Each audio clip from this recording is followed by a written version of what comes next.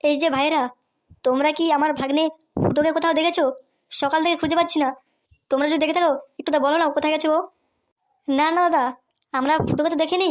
তবে আপনার সাথে কিছু কথা ছিল, ফুটোর ব্যাপারে কথা বলার জন্য। আমার ভাগ্নে ফুটোর ব্যাপারে কথা বলবে? হ্যাঁ বলো, কি বলছো তোমরা? না না দাদা, এখানে বলতে পারবো না। এখানে বলে সমস্যা হতে পারে। বরং আপনি আমাদের সাথে চলুন, ওখানে গিয়ে একটু আরাম করে বসবেন, আর আমাদের জমিদার মশাই আপনার সাথে কথা বলবে। কি এমন কথা আছে যেটা এখানে বলতে পারবে না? আবার জমিদার মশাইয়ের কাছে গেলে উনি বলবে?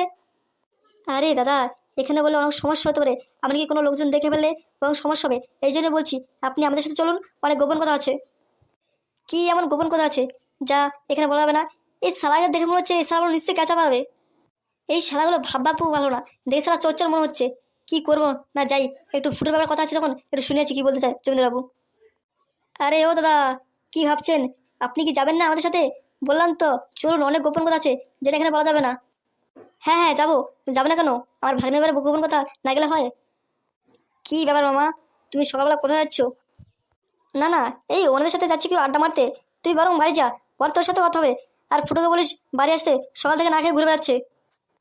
এই শালা গার মেরেছে। এ তো দেখছি ফুটো বুড়ো ল্যাংচা। এই শালা যদি সব কিছু বলে দেয়, তাহলে তো পুরো আছে সবার শেষ নেই। চলুন দাদারা। কি হলো ব্যাপারটা? ফুটোর মামা সাদা কুত্তা কালা কুত্তার সাথে গেল? ব্যাপারটা সুবিধার মনে হচ্ছে না। ব্যাপারটা ফুটোকে জানাতেই হবে। বেশি দেরি করা যাবে না, এখনই আমাকে ফুটোকে যেতে হবে। আবে এ শালা পল্টু, এই দেখ, পুরো রাস্তা পরিষ্কার। শালা ল্যাংচা কোথায় গেল? না শালা টাকা নিয়ে পুরো ভেঙে গেছে। এ তুই কি বলছিস ফুটো? ল্যাংচা এমন করতেই পারে না। আমাদের মদের টাকা নিয়েও ও শালা ভাগতেই পারে না। তবে শালা এই ল্যাংচা কোথায় গেছে? সারা রাস্তা খুঁজে খুঁজে চলে আসলাম, কোথাও নেই। এই রাস্তাটা ফাঁকা, ওই দেখ সামনে কাউন্টার, ওখানেও তো নেই। তবে শালা ল্যাংচা কোথায় গেছে? তাই তো, এই ব্যাপারটা তো আমি এতক্ষণ বুঝতে পারিনি। এই শালা ল্যাংচা টাকা নিয়ে কোথায় গেল? পল্টু রে, এই শালা ল্যাংচা যদি মাল নিয়ে একা খেতে বসে না, আর আমরা যে মদ না পাই, ওই শালা কলে খুব দুঃখ আছে কিন্তু। তা না হয় বুঝলাম, কিন্তু আগে শালাকে তো খুঁজে বের করতে হবে, তাই না? তারপর ওর কোনো দুঃখ আছে, আগে ওকে খুঁজে নিই চল। ওই দেখ ফুটো, শালা ল্যাংচা জঙ্গল থেকে বেরোচ্ছে।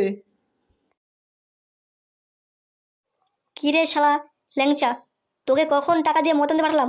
শালা এতক্ষণ কোথায় ছিলি? নাকি তুই টাকা নিয়ে ভেঙে যাওয়ার প্ল্যান ছিল? না রে ফুটো, একে দেখে মনে হচ্ছে এ টাকা ভেঙে নেওয়ার প্ল্যান ছিল না। একে তো মনে হচ্ছে এ শালা হাগু করে এসছে বাগান থেকে। ফুটো রে, যা বলার পরে বলবি। এখন সামনে মনে হয় বিপদ আসতে চলেছে। হ্যাঁ, বিপদ? কিসের আবার বিপদ? আরে ফুটো, আমি জঙ্গলের রাস্তা ধরে আসছিলাম কাউন্টারে, তখন দেখলাম সাদা কুত্তা কালা কুত্তা তোর মামাকে কোথায় যেন নিয়ে যাচ্ছে। কি? ওই শালাগুলো এত সাহস যে ওই শালাগুলো আমার মামাকে তুলে যাচ্ছে নাকি?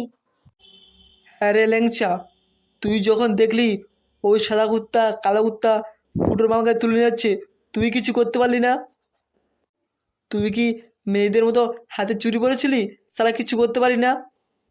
আরে ফুটো, পল্টু, ব্যাপারটা সেরকম না। ব্যাপারটা হচ্ছে ওর মামা নিজের ইচ্ছায় ওনাদের সাথে গেছে। ওখানে আমি কি করতে পারি? আর আমি জিজ্ঞেস করছিলাম কোথায় যাচ্ছে, তার উনি বললো তুই বাড়ি চলে যা, আর ফুটোকে বলিস বাড়িতে খেতে আসতে। এই শুয়োরের বাচ্চা, সাদা কুত্তা কালো কুত্তাকে কখন পাঠালাম একটা কাজ করার জন্য, শালাগুলো এখন আসলো না? শালাগুলো কি ধরা পড়েছে নাকি? শালাগুলো সবসময় শুধু টেনশন দিয়ে যাবে। একটা কাজ করতে দিচ্ছি, কখন কখন যে কাজটা শেষ করবে। ই, ওই তো মালগুলো আসছে। যাক, এখন বেশি হাসা যাবে না, এখন চুপচাপ ভদ্র থাকতে হবে। বাবু, এই হচ্ছে ফুটোর মামা। ঠিক আছে সাদা কুত্তা কালা কুত্তা, তোরা এখন যা, ওনার সাথে আমি পার্সোনালভাবে কথা বলবো। ঠিক আছে বাবু। এই যে হচ্ছে আমাদের জমিদার বাবু, আপনি এনার সাথে কথা বলুন ফুটোর ব্যাপারে। উনি আপনাকে অনেক গোপন কথা বলবে। চল রে কালা কুত্তাও। নমস্কার জমিদার বাবু, বলুন আপনি কি বলতে চান আমার ভাগ্নে ফুটোর ব্যাপারে। হ্যাঁ হ্যাঁ নমস্কার। বলছি, কি খাবেন বলুন? চা, কফি না কোল্ড ড্রিঙ্কস? না না, এখন চা কফি গরম মধ্যে কিছু খাব না। আপনি কি বলছেন সেটাই বলুন। গরমের মধ্যে চা কফি খাবেন না, ঠিক আছে। তাহলে চলুন একটু বিয়ার খেয়ে আসি। মাফ করবেন, আমি ড্রিঙ্কস করি না। আপনি আপনার কথা বলুন, কি বলছেন আপনি? এই যে আপনার ভাগ্নে ফুটো আছে না, হ্যাঁ, কি করছো? দেখুন, আমি তো এই এলাকার জমিদার লোক, ঠিক আছে। আপনার ভাগ্নে ফুটো সবসময় আমার সাথে টেক্কা দিয়ে চলে। কীরকম টেক্কা দিয়ে চলে শুনি একটু। দেখুন, আপনার ভাগ্নে কিন্তু আমার পাকা ধানে মই দিচ্ছে। এরকম করলে কিন্তু আপনার ভাগ্নের দিন শেষ। আপনি কি বলতে চাইছেন? আমার ভাগ্নের দিন শেষ মানে? আপনি শুনে সহ্য করতে পারবেন তো? হ্যাঁ, আপনি তো বলছেন কি গোপন করতে পারবেন, তা বলছেন না কেন? যে আমার ভাগ্নে আপনার কি পাকা ধানে মই দিয়েছে? দেখুন, আপনাকে দেখে মনে হচ্ছে আপনি খুব ভদ্রলোক, কিন্তু আপনার ভাগ্নে একটা পুরো শয়তান। আপনি কি বলতে চাইছেন যে আমার ভাগ্নে একটা খারাপ ছেলে? আরে দাদা, আপনি ব্যাপারটা বুঝুন। আপনার কাছে আরও কথা বলবো আমি, মাত্র সব শুরু করলাম দেখুন। এই শালা জমিদার মশাই নয়, একটা সুদের লোক নয়। ওনাকে দেখে মনে হচ্ছে উনি একটা পাক্কা হারামি লোক। উনি আমাকে কেন এখানে ডেকে নিয়ে আসলেন, ওনার মতলবটা কি, ওটাই ভালো করে বুঝতে হবে। এর জন্য আমার ওনার পথে চলতে হবে। দেখি কি বলছে উনি। কি হলো দাদা, টেনশনে পড়ে গেলেন তো? আপনার ভাগ্নের কথা শুনে আসলে তো সত্যি কথা এখনো বলিনি। না না, বলুন আপনি, শুনছি আমি। এই যে কিছুদিন আগে আমাদের এলাকায় একটা মার্ডার হয়েছে, ওই মার্ডার সাথে আপনার ফুটো ভাগ্নে জড়িত ছিল। সেখান থেকে আমি ওনাকে বাঁচিয়ে নিয়েছি। সে তো আপনার কর্তব্য ছিল। আপনি এলাকার জমিদার লোক, আপনি বাঁচাবেন না তো কে বাঁচাবে? হ্যাঁ, ওকে তো আমি বাঁচিয়ে নিয়েছিলাম, কিন্তু ওই সারা ফুটো ওই কেসের মধ্যে আমাকে জড়িয়ে দিচ্ছিল। বলছিল আমি নাকি ওই মার্ডারটা করেছিলাম। ভাগ্যিস কোনো প্রমাণ পাইনি। আচ্ছা, আপনি আমার সাথে চলুন, এখানে খুব গরম লাগছে, আমরা বরং অন্য কোথাও গিয়ে বসি। এই শালা জমিদারের মতলবটা বোঝার জন্য ওনার সাথে আমার যেতেই হবে।